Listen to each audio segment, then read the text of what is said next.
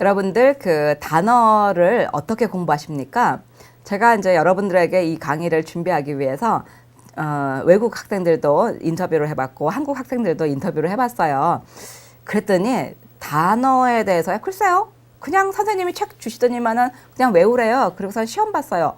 뭐 아니면은 저는 그냥 열심히 하루에 몇 개씩 외웠어요.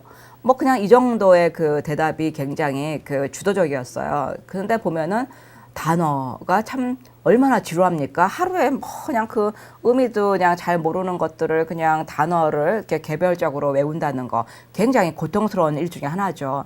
그래서 제가 여러분들에게 좀 뭔가 좀 쉽게 그 단어를 공부할 수 있는 요령을 제가 전달할 수 있을 그런 방법이 없을까 굉장히 고민을 오래 하다가 그래도 뭔가 방법은 있다. 설마 모든 것을 무조건 외우라고만 하겠습니까? 무슨 공부가 그렇습니까? 그거는 공부가 아니죠. 그거는 거의 그 노동이죠. 그래서 제가 여러분들에게 이 단어라는 것이 어떻게 우리가 접근을 해야 되는가, 어떻게 공부를 해야 되는가를 제가 그 고민했던 것을 여러분들에게 좀 나눠드리려고 그래요. 그래서 제가 이제 쭉 그 시리즈별로 이제 그 설명을 드리려고 하는데 여러분들은 제 그 방법을 바탕으로 여러분들의 그런 방법도 한번 개발을 해보시죠. 그래서 제 생각에는요, 이 단어라는 것은 마치 그 빌딩 우리가 그 건축을 했을 때는 블록 같은 거죠. 이게 없으면 어떻게 집을 짓습니까? 하나하나 올라가지고 1층이 되고 2층이 되고 전체 건물이 되기 때문에 이 문법과 마찬가지로 단어라는 것은 가장 기본적인 거죠. 그래서 뭐 아주 그 급할 때는요, 단어만 연결해도 이렇게 대화가 통하잖아요. 그만큼 단어가 중요한데 저도 이렇게 돌아보면은 단어를 가르친 적은 많이 없었던 것 같아요. 그래서 학생들에게 단어 공부해 오세요. 시험 봅니다. 뭐 이 정도로 제가 했던 것 같은데 그게 좀 잘못됐다라는 생각이 들어서 여러분들을 그럼 단어를 어떻게 하면은 좀 쉽게 할 수 있는가 제가 한번 좀 연구를 해봤습니다. 여러분들도 그 저와 같은 이런 생각을 가지시고 제가 이제 그 한 9가지의 그런 그 방법을 지금 제가 요약을 해드릴 텐데 그 방법에 여러분들의 그 방법이 추가가 됐으면 좋겠습니다. 첫째로는요, 여러분들이 그 동기감을 가지셔야 돼요. 그래서 내가 단어가 부족해 라고는 에브리바디가 그렇게 얘기를 하는데 그럼에도 불구하고 나 단어 공부를 해야 되겠어 라고 말만 하면서 실제로 하는 사람이 참 드물어요. 그래서 첫째로는 단어를 효과적으로 배울 수 있는 방법이 있다라는 것을 먼저 생각을 하시고 단어를 배워야 되겠다라고 결심을 좀 해주시면 좋겠습니다. 두 번째는요, 이 결심을 하는 이제 그 결심에 대해서만 연구하시는 분들이 있는데 결심을 예를 들어서 나는 단어 공부를 열심히 하겠다 이런 사람은 처음부터 안 된다는 얘기죠. 모든 계획은 굉장히 구체적이어야 된대요. 그래서 저는 여러분들에게 어떤 걸 요구하고 싶냐면은 개수를 이렇게 그 측정할 수 있는 도구를 만드세요. 그래서 나는 하루에 50개, 하루에 1시간, 아침에 30분, 저녁에 30분. 나는 그리고 시험도 볼 거야. 이렇게 아주 구체적인 계획. 그래서 예를 들어서 나는 한 달에 1,500개. 나는 이것이 끝나고 나면은 2만 단어. 이렇게 딱 생각을 하시는 게 어떨지 모르겠어요. 그래서 미국의 그 일반적인 그런 그 평균 그 레벨의 그런 그 지식과 어떤 그 학식을 가진 사람들이 2만에서 3만 단어를 쓴다고 합니다. 대학생을 이제 공부를 잘한 대학생은 3만 단어 이상을 쓴다고 하니까 여러분들도 그 정도만 가지고 생각을 하시면 되는데 조심할 것은 이 3만 단어 안에 여러 가지의 그런 그 복합적인 것을 미국 사람들은 더 많이 사용하고 우리는 단어 수만 얘기를 하는 거죠.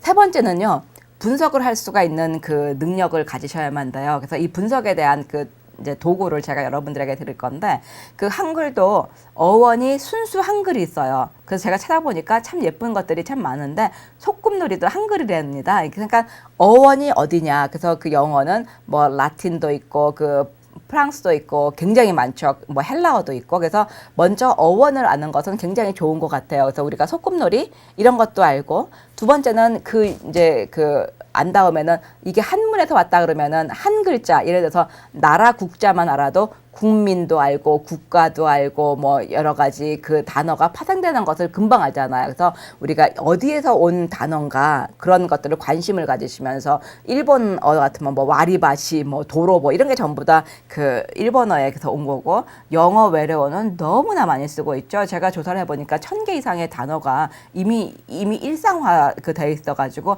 컴퓨터를 우리가 대신할 그런 게 없죠.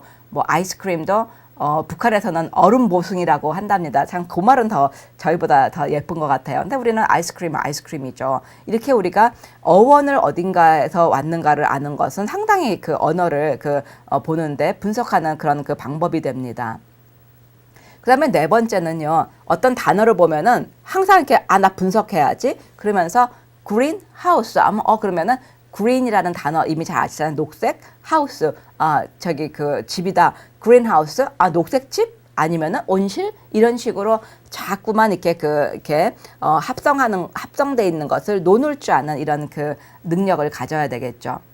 그다음에 이제 우리나라의 그런 교육 정책에서도 마찬가지인데 분석한 다음에는 합성할 수 있는 능력을 굉장히 요구를 해요. 예를 들어서 우리가 한글에서 뭐 밝다라는 그런 동사 하나를 하면은 명사로는 밝기, 그다음에는 형용사로는 밝은 뭐 이런 식으로, 그다음에는 부사로는 밝기 뭐 이렇게 막 파생어가 가능한데 이런 것들을 할 수 있는 것이 이제 참 중요하죠. 그 다음에는 합성 단어에서 우리가 뭐 밤낮이 바뀌었어요 해도 밤과 낮이라는 것이 합성됐듯이 영어에도 예를 들어서 car service center 하면은 우리가 세 단어가 이미 합해져 있는데 이것이 하나하나 car service center 이 세 가지를 분석할 수 있는 능력, 이것이 굉장히 중요한 거죠.